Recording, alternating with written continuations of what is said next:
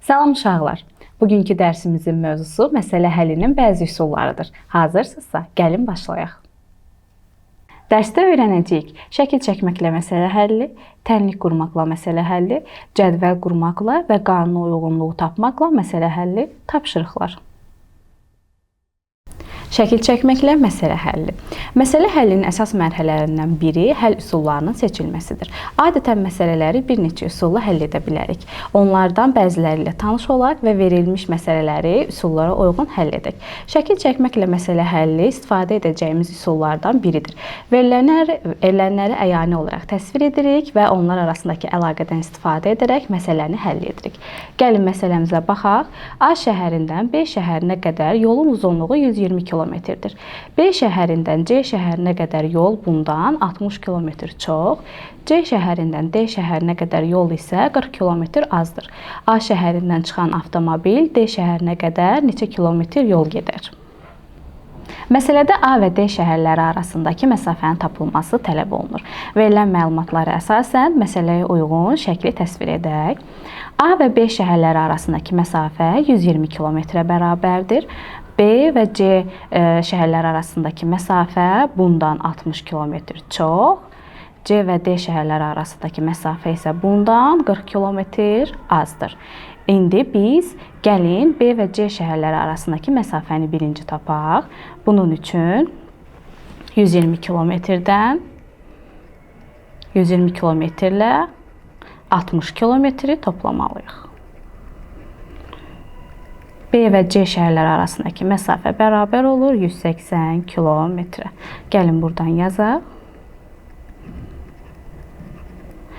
Növbəti isə C və D şəhərləri arasındakı məsafəni tapmalıyıq.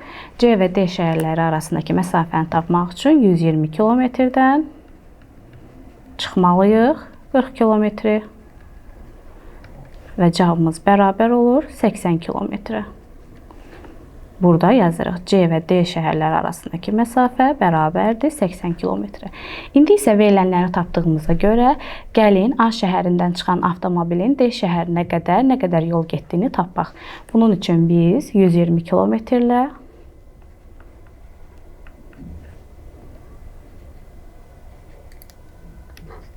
180 km və 80 km-i toplayırıq. 120 km üstəgəl 180 km bərabər olur 300 km, 300 km üstəgəl 80 km bərabər olur 380-ə. Deməli, A şəhərindən çıxan avtomobil D şəhərinə qədər 380 km yol getmişdir. Tənlik qurmaqla məsələ həlli. Tənlik qurmaqla məsələ həllinin bəzi üsullarından biridir. Tapmaq tələb olunan kəmiyyət məhsul kimi qəbul edilir və məsələnin şərtinə uyğun tənlik qurulur. Tənliyi həll etməklə axtarılan kəmiyyət tapılır. Gəlin məsələmizə baxaq. Samirin anası 2 10 manatlıq və 1 5 manatlıq pul ödəyib bir neçə kitab aldı. Hər kitabın qiyməti 5 manat olarsa, o neçə kitab aldı? Məsələdə Samirin anasının neçə kitab aldığını tapmaq tələb olunur və biz onun neçə kitab aldığını bilmirik. Kitabların sayını X ilə işarə edirik.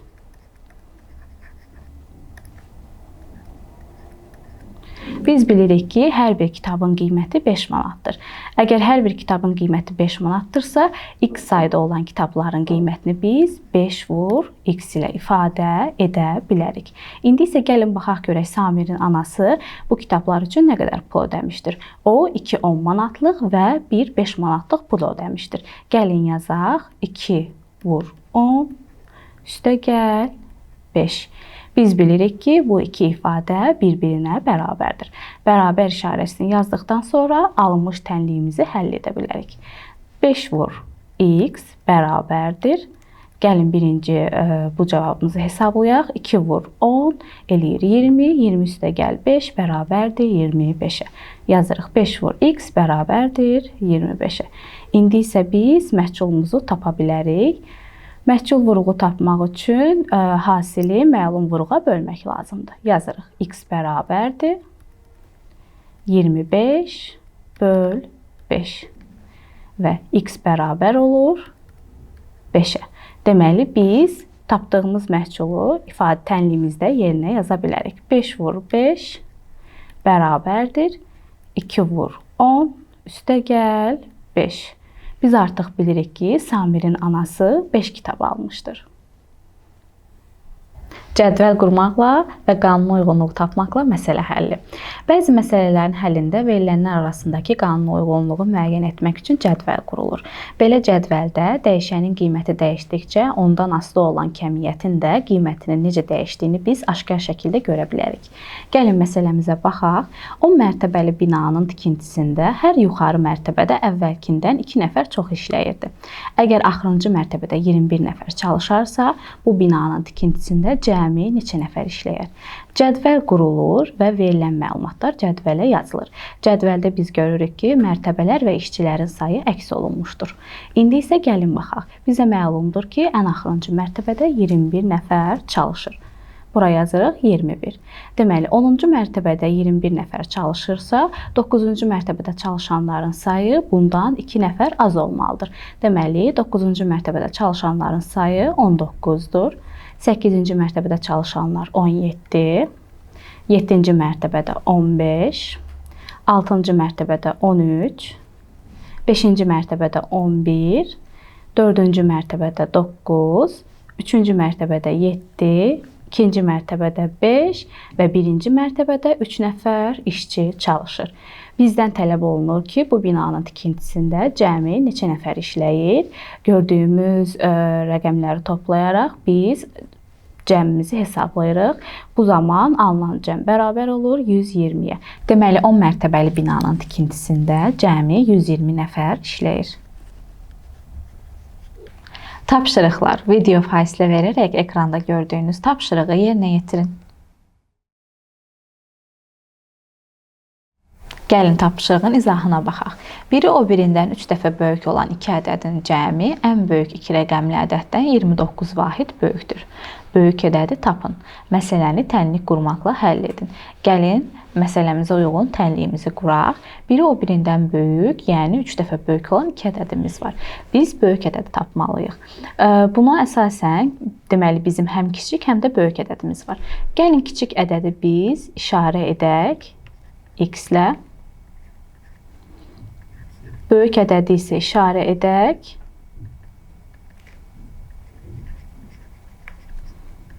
üç vur x-lə. İndi gəlin məsələyə uyğun tənliyimizi quraq. Deyir ki, 2 ədədin cəmi, yəni x üstə gəl 3x bərabərdir.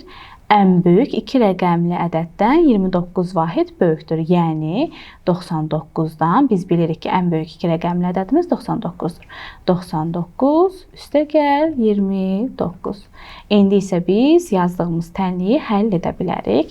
Yazırıq x üstə gəl 3x bərabərdir. 99 üzərinə gəl 29 bərabər olur 128-ə.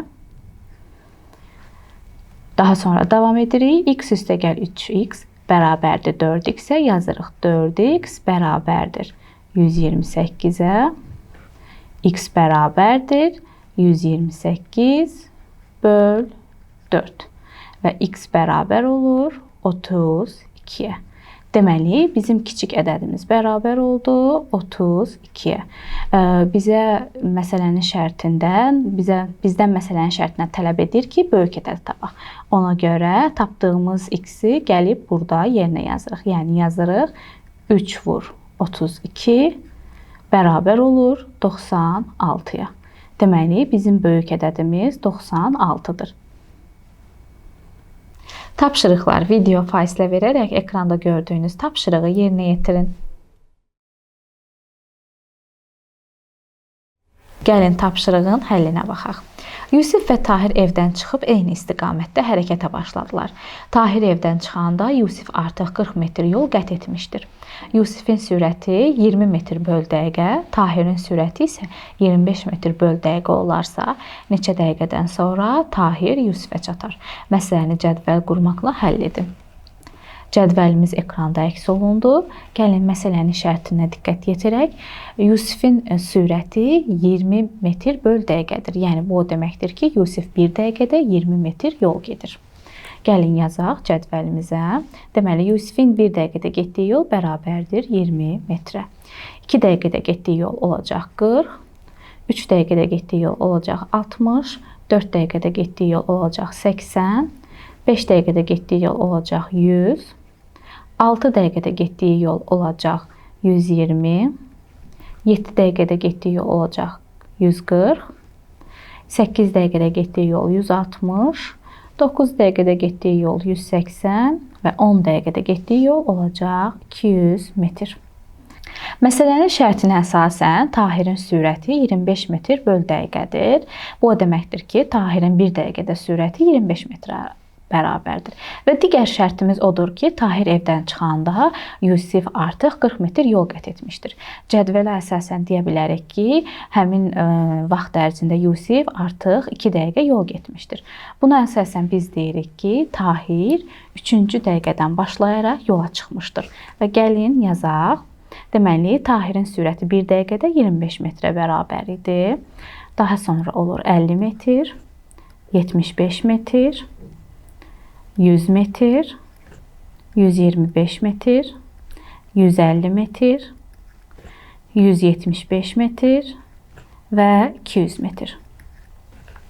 Cədvəldə biz görürük ki, Yusif və Tahir 10-cu dəqiqədə bir-birlərinə çatar. Daha doğrusu, Tahir Yusifə 10-cu dəqiqədə çatar.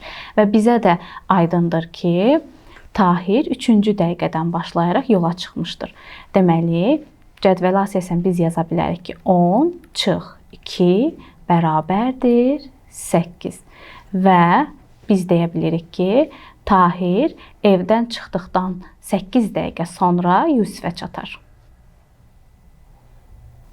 Uşaqlar, bugün biz sizinlə şəkil çəkməklə, tənlik və cədvəl qurmaqla məsələləri həll etdik və mövzu ilə bağlı tapşırıqlar işlədik. Ümid edirəm ki, dərsimiz sizin üçün maraqlı idi. Növbəti dərs görüşənədək.